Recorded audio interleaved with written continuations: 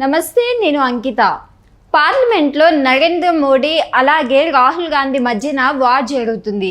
అయితే ఈ నేపథ్యంలో ఈడీని ప్రవేశపెడుతున్నట్లు రాహుల్ గాంధీ అనుమానిస్తున్నారు.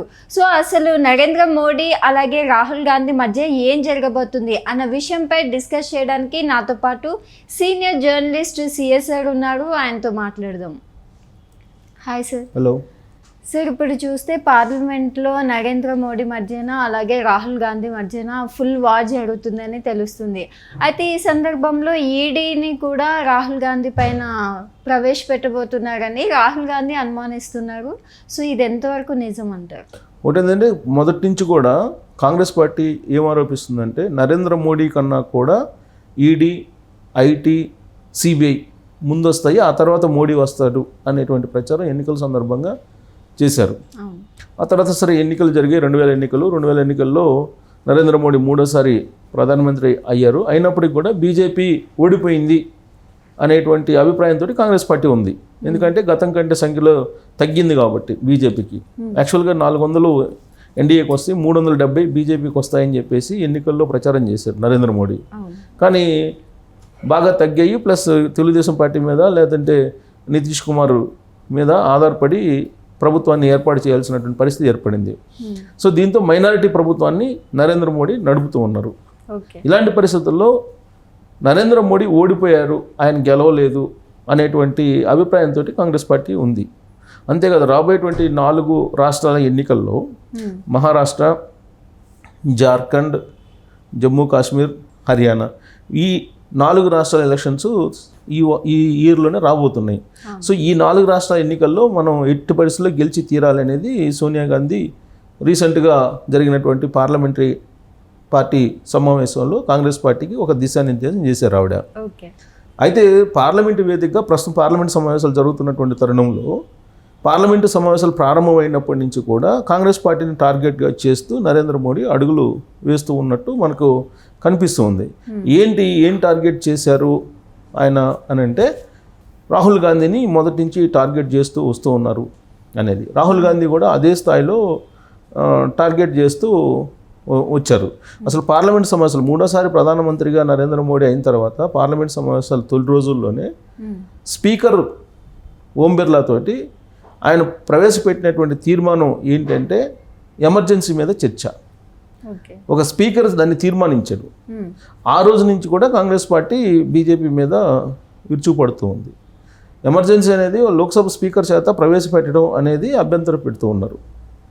అసలు ఎప్పుడో ఇందిరాగాంధీ టైంలో పెట్టినటువంటి ఎమర్జెన్సీ ఏ కారణాల చేత పెట్టారో ఏంటి అనేది చరిత్ర చెబుతుంది. దీన్ని చర్చకు పెట్టాలని చెప్పి చర్చకు పెట్టాడు నరేంద్ర మోడీ. ఆ రోజు నుంచి కూడా కాంగ్రెస్ పార్టీ చాలా అగ్రెసివ్గా వెళ్తూ ఉంది.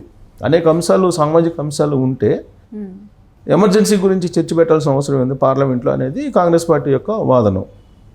సో ఆ క్రమంలో అసలు భారతదేశం మొత్తం కూడా ఒక చక్రవ్యూహంలో ఇరుక్కుపోయింది.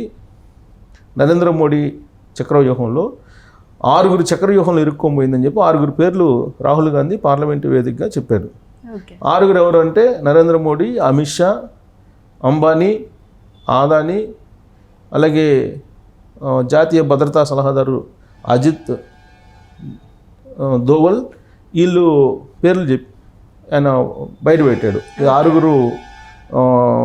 ఈ 6 చక్రబంధంలో ఇరుక్కుంది. అలాగే మోహన్ భగవత్ 6వ అతను, ఆర్ఎస్ఎస్ చీఫ్ మోహన్ భగవత్. ఈ 6 చక్రవ్యూహంలో భారతదేశం ఉంది. భారతదేశంలో ఉన్న యువత కానీ, రైతాంగం కానీ, మహిళలు కానీ ఇవన్నీ వీళ్ళందరూ కూడా ఆ చక్రబంధంలో ఈ 6 ఆ చక్రబంధంలో వాళ్ళని ఉంచేశాడు.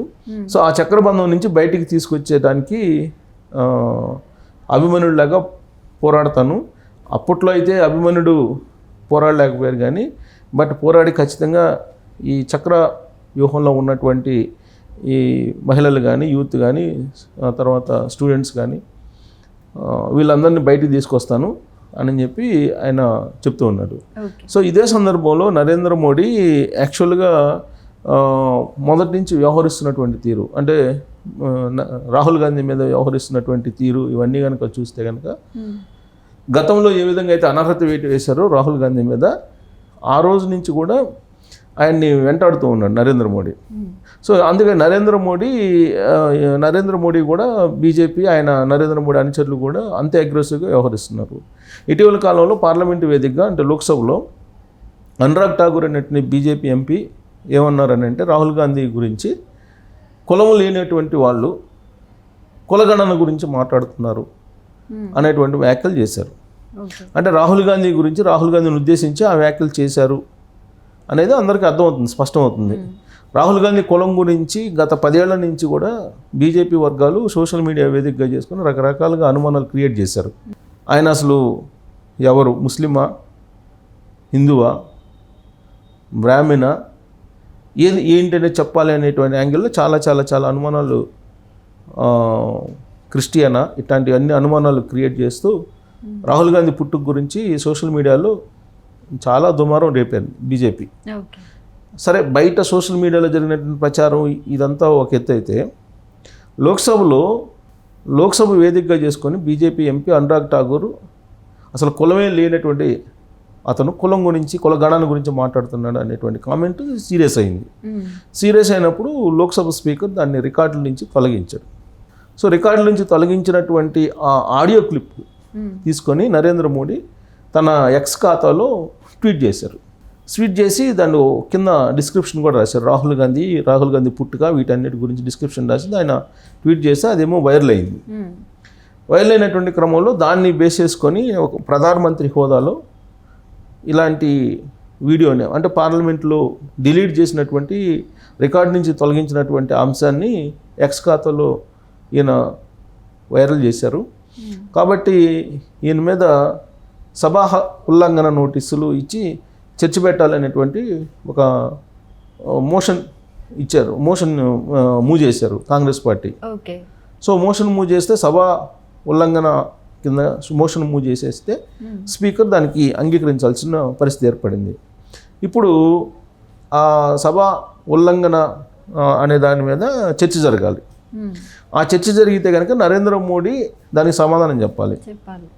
మొట్టమొదటిసారిగా భారతదేశ చరిత్రలో, పార్లమెంట్ చరిత్రలో ఏ ప్రధానమంత్రి మీద కూడా ఇప్పటివరకు సభా ఉల్లంఘన నోటీసులు ఇవ్వలా ఏ ప్రతిపక్షం కూడా. కానీ మొట్టమొదటిసారిగా నరేంద్ర మోడీ ప్రధానమంత్రి హోదాలో సభా ఉల్లంఘన నోటీసులకి ఎదుర్కోవాల్సి వస్తుంది ఆయన. సో దానికి సమాధానం చెప్పాలి నరేంద్ర మోడీ.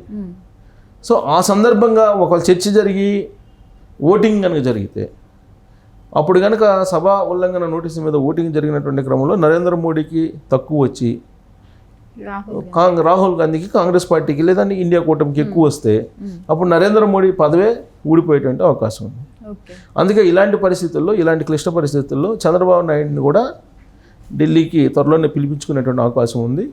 ఈ సభా ఉల్లంఘన నోటీసుకు సంబంధించినటువంటి చర్చ వచ్చే నాటికి చంద్రబాబు నాయుడిని కూడా ఢిల్లీ పిలిపించుకొని మాట్లాడి ఈ గండం నుంచి గట్టెక్క ప్రయత్నం నరేంద్ర మోడీ చేస్తున్నారు అనేది తెలుస్తుంది.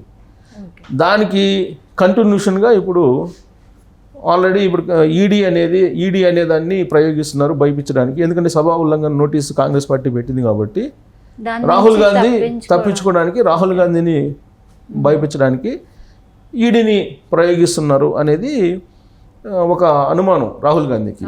అలాంటి ఇన్ఫర్మేషన్ తన దగ్గర ఉందని చెప్పి రాహుల్ గాంధీ చెప్తున్నారు. వచ్చినా కానీ నాకేం భయం లేదు, చాయ్ బిస్కెట్లు ఇచ్చి వాళ్ళకి నేను మాట్లాడి పంపిస్తాను, నో ఇష్యూ అని చెప్పి ఆయన ఒక సెటైర్ కూడా తాజాగా వేయటం జరిగింది. సో మొత్తం మీద ఏంటంటే ఢిల్లీలో జరుగుతున్నటువంటి రాజకీయ పరిణామాలు చాలా ఉత్కంఠంగా మారాయి. దీంట్లో చంద్రబాబు నాయుడు రోలు ఏ విధంగా ఉండబోతుంది అనేది ఒక ఆసక్తికరమైనటువంటి అంశం రాబోయేటువంటి రోజుల్లో. Okay, thank you.